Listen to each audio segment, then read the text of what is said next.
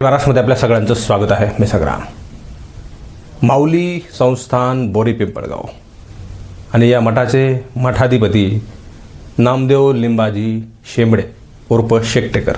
ते पूर्वी शेंबडे लावत होते, आता ते शेकटेकर लावत आहेत. थोडासा विस्तार वाढला आहे. कीर्तनांचा विचारांचा विस्तार वाढलेला नाही, मात्र त्यांच्या वागणुकीचा आणि गुणांचा, काळ्या गुणांचा फार मोठा विस्तार वाढलेला आहे. 2-3 जिल्हे काबीज करण्याचं काम या काळ्या गुणांमधून लिंबाजी शेंबडे यांनी केलेलं आहे. आता ते स्वतःला हरिभक्तपरायण म्हणतात.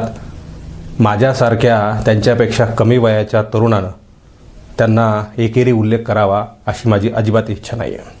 मात्र त्यांचे जे काही काळे कारनामे आहेत, ते काळे कारनामे मला त्यांना आदरानं किंवा मग आदराचं बोलावं अशी परवानगी देत नाही आहेत. नामदेव लिंबाजी शेंबडे यांच्या वारकरी संप्रदायामध्ये आल्यापासून आजपर्यंतच्या कार्यकाळामध्ये अनेक घटना घडलेल्या आहेत, ज्या टाळकऱ्यांनी मिटवलेल्या आहेत. 1995 सालापासून वारकरी संप्रदायामध्ये हे आहेत, सक्रिय आहेत आणि तेव्हापासून कधी ना कधी जेव्हा संधी मिळेल तेव्हा यांनी अशाच प्रकारचे काळे कारनामे केलेले आहेत.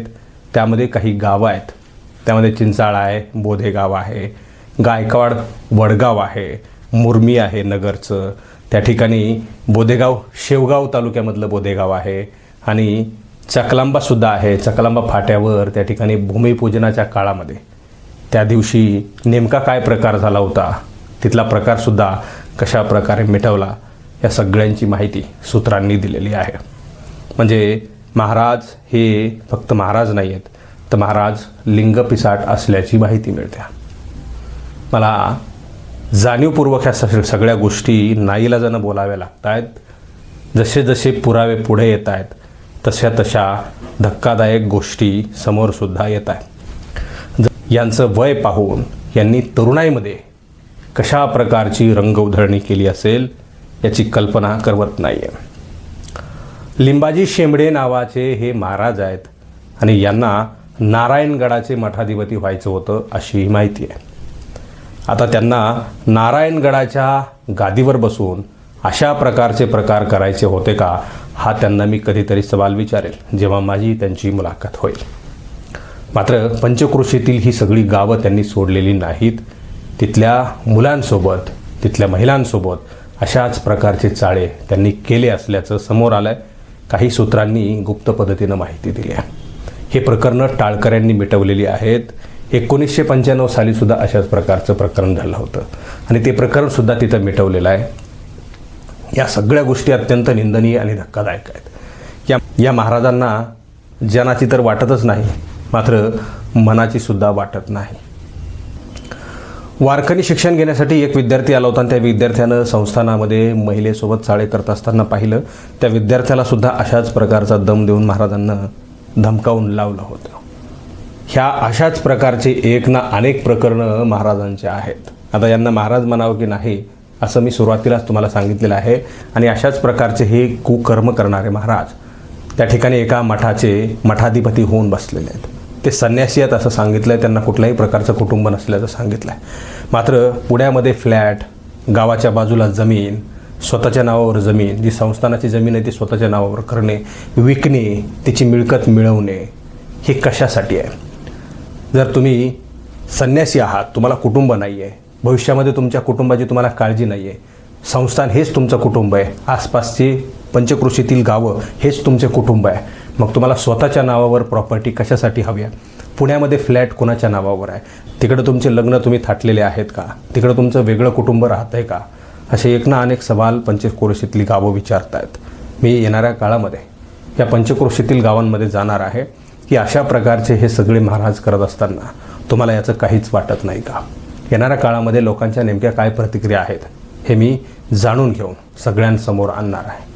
तुम्ही जर लग्न करत नसाल, तुम्ही जर संन्यासी असाल, तुम्ही जर निष्पुत्री असाल, तर तुम्हाला तुमच्या नावावर विविध शहरांमध्ये, वेगवेगळ्या शहरांमध्ये प्रॉपर्टी कशाला हवी असते? मग तुमचे त्या शहरांमध्ये, त्या गावांमध्ये वेगळे लग्न करून कुटुंब तुम्ही ठेवलेले आहेत का? असा सवाल का विचारू नये? आणि याचं उत्तर तुम्ही येणाऱ्या काळामध्ये पंचक्रोशीतील लोकांना द्यावं. तुम्ही मठाधिपती आहात, तुम्ही संन्यासी आहात, तुमचा मठ हे तुमचं कुटुंब आहे आणि त्याच मठाच्या नावावर सगळी प्रॉपर्टी असणं गरजेचं आहे. तुमच्यानंतर जो कोणी उत्तराधिकारी असेल तो त्याची जबाबदारी पार पाडेल. मात्र जी प्रॉपर्टी मठाची आहे ती तुमच्या नावावर करण्याचं काहीच कारण नव्हतं आणि ती विकण्याचं सुद्धा काहीच कारण नव्हतं. याचा अर्थ तुम्ही ती प्रॉपर्टी विकून अय्याशी करण्यासाठी, आयुष्य जगण्यासाठी या सगळ्या गोष्टी करतायत. तुम्हाला वारकरी संप्रदाय महत्त्वाचा नाही, तुम्हाला मठ गड महत्त्वाचा नाही आहे, तिथल्या पंचक्रोशीतील लोकांची जी काही श्रद्धा आहे ती महत्त्वाची नाही आहे, तिथल्या भक्तांची श्रद्धा महत्त्वाची नाही आहे. तुम्हाला फक्त ऐशो आराम आणि अय्याशी करायची आहे हे या तुमच्या वर्तवणुकीतून, वागणुकीवरून दिसून येत आहे. त्यामुळे या सगळ्या गोष्टी अत्यंत निंदनीय आहेत. मराठी महाराष्ट्र या प्रकरणावर फार बारकाईने लक्ष ठेवून आहे. मित्रांनो, या सगळ्या गोष्टीबद्दल तुम्हाला काय वाटतं? प्रेक्षकांना मी आवर्जून हा प्रश्न विचारतोय, तुम्हाला अशा लोकांबद्दल काही वाटत नाही आहे का? आणि वाटत असेल तर स्पष्टपणे बोला.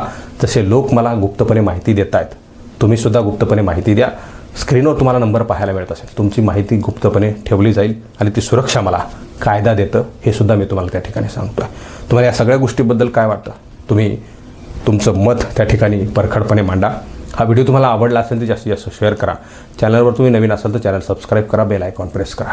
हा व्हिडिओ तुम्ही फेसबुकच्या प्लॅटफॉर्मवर पाहत असाल तर तिथंसुद्धा फेसबुकच्या पेजला लाईक करा, फॉलो करा, शेअर करा. खूप खूप धन्यवाद.